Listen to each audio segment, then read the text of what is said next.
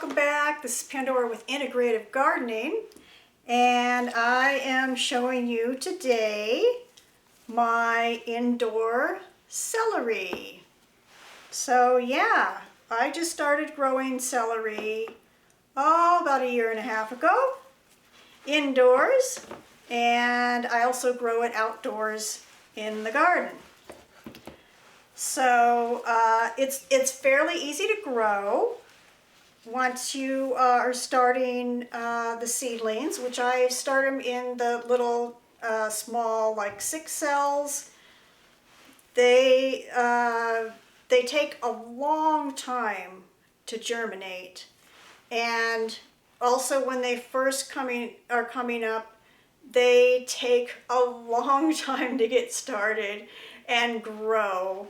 So I always like to have some up-and-coming plants in addition to my bigger plants.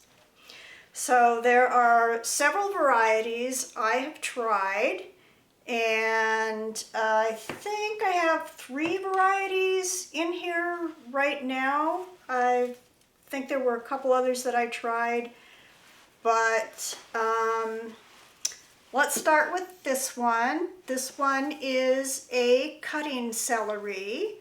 So most people use this they'll cut it small like this, and they'll use the stem and the leaves in like a salad or a soup.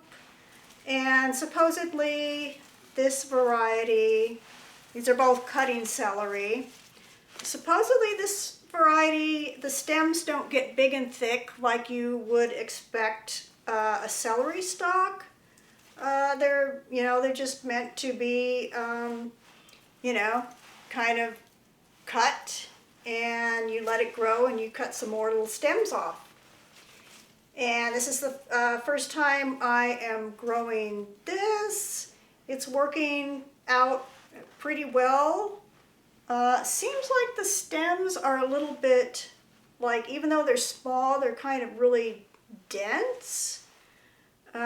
So I'm not sure they're, as suited to like just salads raw more than they are like for a soup.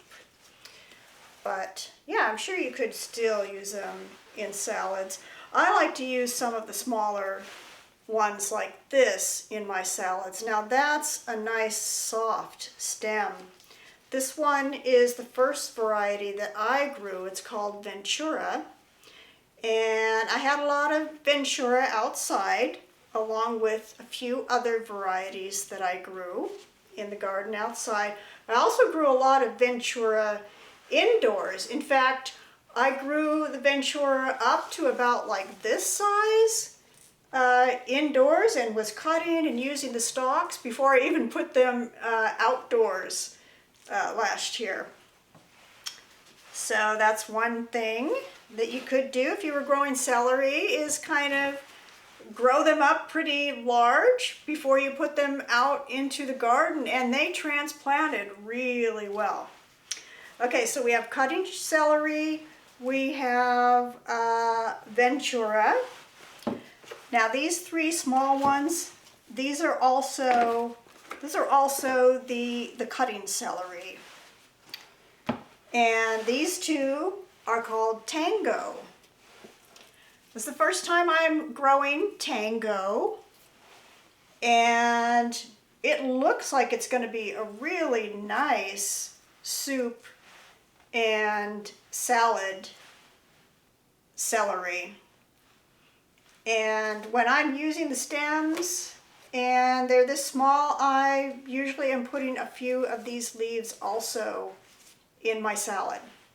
And you can certainly put them, the whole thing in soups also. Yeah, so that's an interesting variety. I think Tango is going to do pretty well. I really liked last year when I did the Ventura. I kind of would like to do some Ventura and Tango side by side as bigger plants to kind of compare and see which, variety I might like better as an indoor celery. So most of these have darker green stems. I did last year grow one variety of what they call self-blanching, and when the stems come out, they're already kind of a pale color, not white, but really more of a pale green, maybe more like what you're seeing when you go to the grocery store a lot of the times. And outside, these do get quite some large stems on them. These will start getting the large stems also indoors. I mostly like using the thinner stems, but I do let a few of the stalks grow larger so I can have big, thick stems. So I just keep harvesting on the outside stems and cutting those off. For these, I don't, let the whole thing grow into a big celery and chop the whole celery off. I didn't do that outside either. I just let them grow and kept cutting the stems outside. That's kind of like the way I like to do my vegetables. Is I just love things that are kind of well, in a way it would be cut and come again, but yeah, I'm never taking it all the way down. I'm just harvesting a few of the stems on the outside. So they're pretty easy to grow. They do like a lot of water, so it's good to get the big juicy stems if you're watering them a lot and quite often.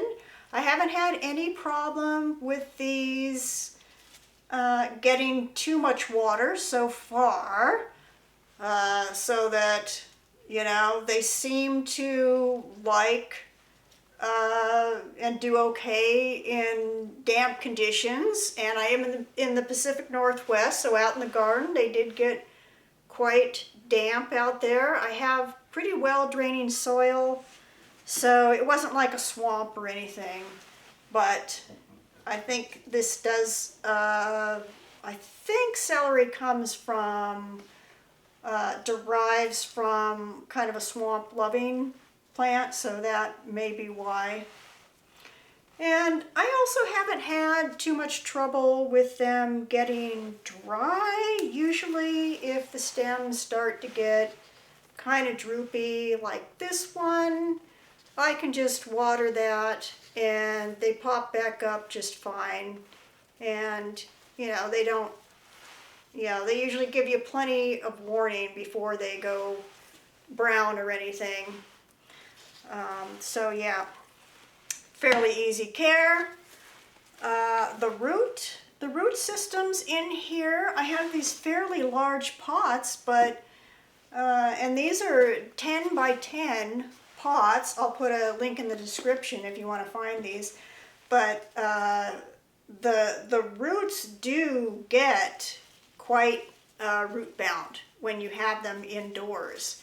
And so, when they get a little bit too big, I generally just, take these, plant those out in the garden, and then I start another little plant in a big pot, because they can get quite root bound.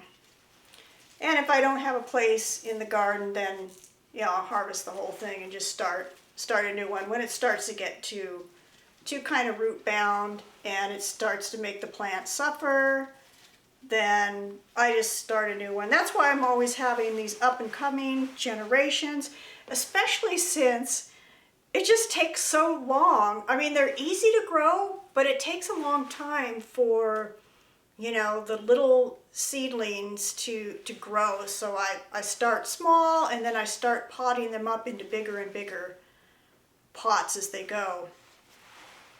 My first year that I planted celery, they never got planted in the garden. I got as far as putting them in pots this size, and even some pots that were like a little smaller, like 2.5 inch by 2.5 inch.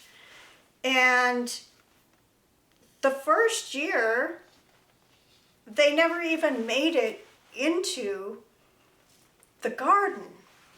I just kept them on a stand on my porch, and the plants stayed really small, and surprisingly they stayed alive. And then I ended up finally potting those up in the fall, and those became my first indoor celery plants. So they do really well in small pots until you're ready to give it a bigger pot. And they do like pretty well, I guess, with neglect. Now it does rain a lot out there on my patio. So while I did have them in the pots, I did water them every now and then, but mostly just let the rain water them. And they were, somewhat neglected. But yeah, they just stayed in the small pots. They never grew large until I potted them up into the big, pots that were in the house. So I just thought that was amazing that, they could go through that whole journey of what you would think would end up like a little stunted plant from, it not having enough room to grow, and then the passing of time and being able to pot those up. And I think some of those plants ended up out in the garden after I grew them. In the house, they were quite a bit bigger and thicker than this. And those first ones were this variety, the Ventura variety, and it did really well indoors. And it did really well out in the garden. So give it a try. If you like celery, celery is pretty easy to grow. I do have strong grow lights in the house, but I don't have them on full blast. And when I put them outside, I put them kind of behind a couple things so that they weren't getting full sun, because some of them will bolt. And indeed a neighbor's celery that was out in the sunny part of the field, theirs started to bolt pretty quickly, and mine were still growing strong all the way until the end of the season. A few of them started to bolt in the fall. I think they were feeling stress, and others never really bolted until they started to sort of rot because it was, turning into winter.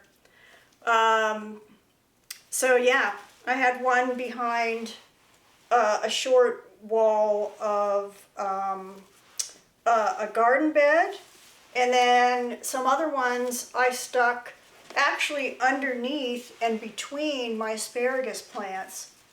So yeah, and my few garden areas out here are not the sunniest.